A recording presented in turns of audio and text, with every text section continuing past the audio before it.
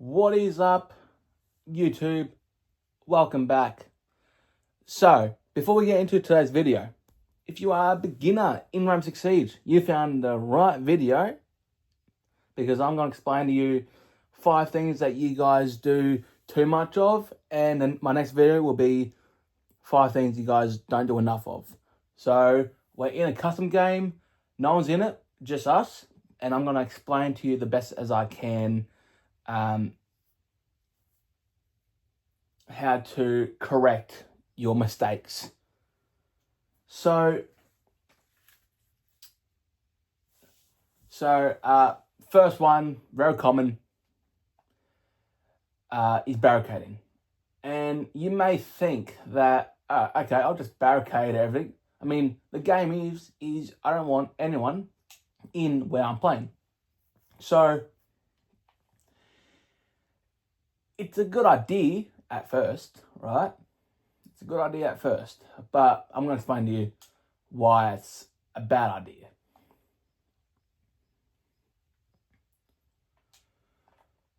So, okay, so now we got everything here barricaded.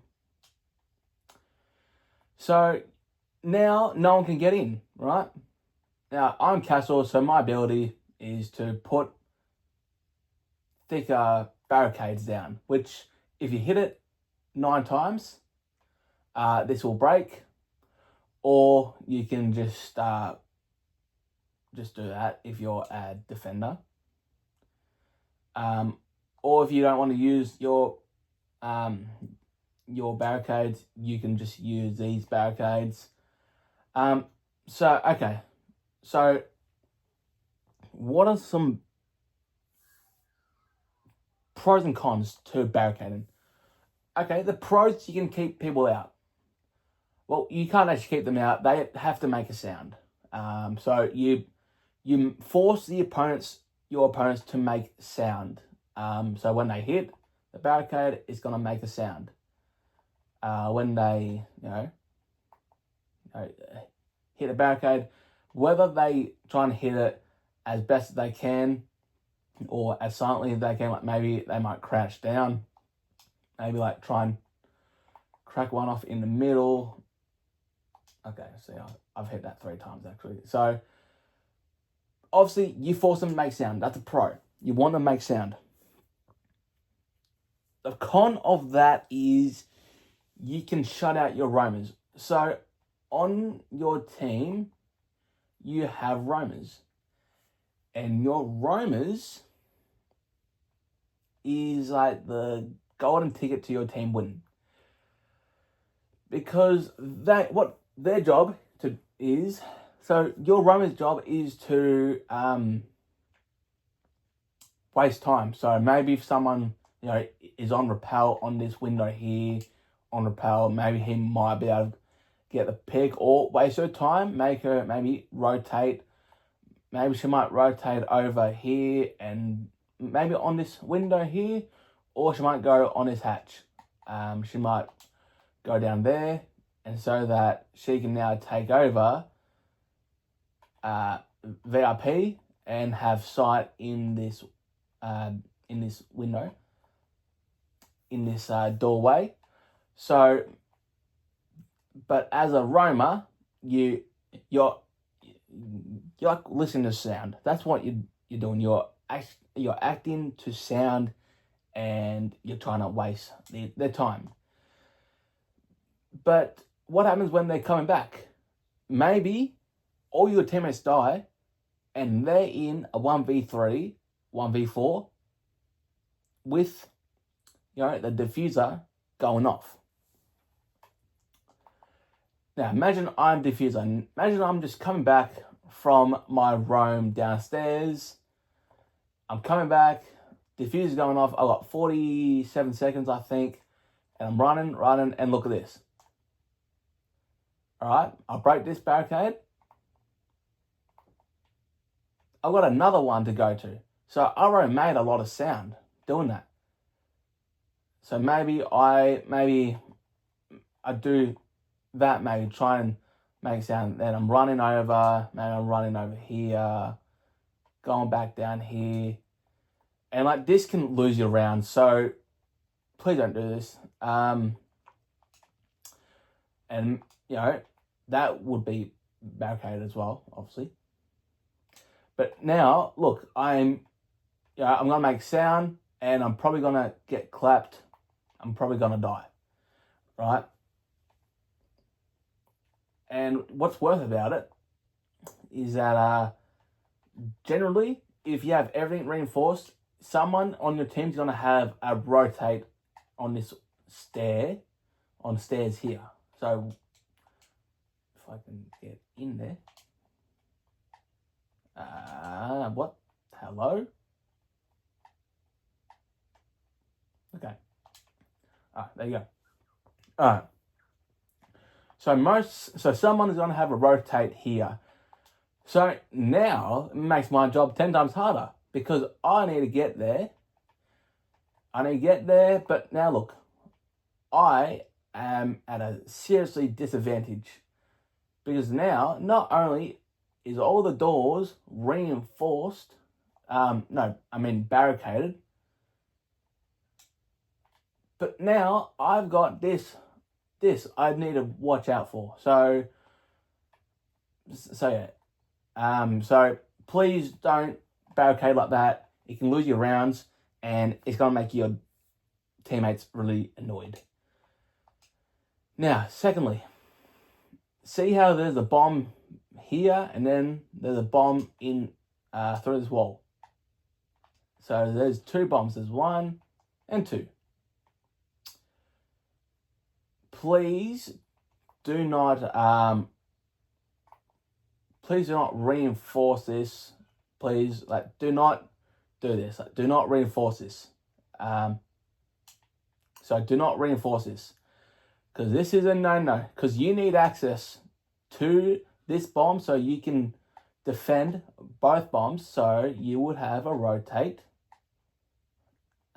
here.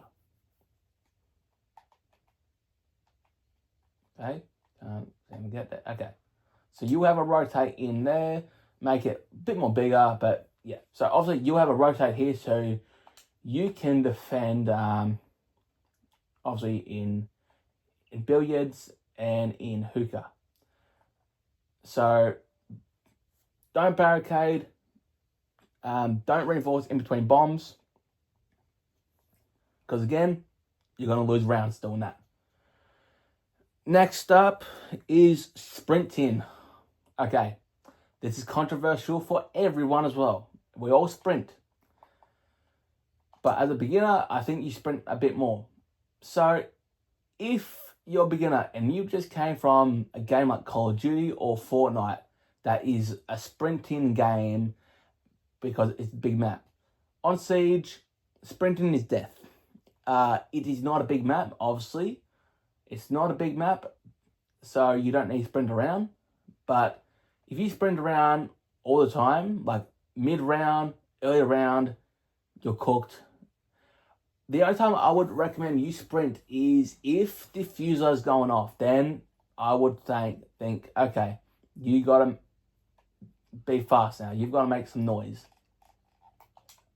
So obviously, make some noise if it's late round situations, not early rounds or mid-round situations. You just want to be silent as you can, work upon your information that you hear from attackers, because they've got to make noise to get inside the building.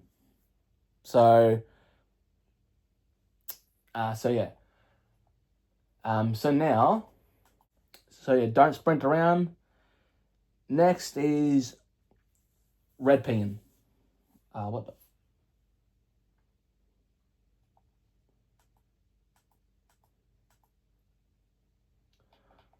So next is red pinging. So red pinging is this. So if you're a defender, as I am right now, this is red pinging.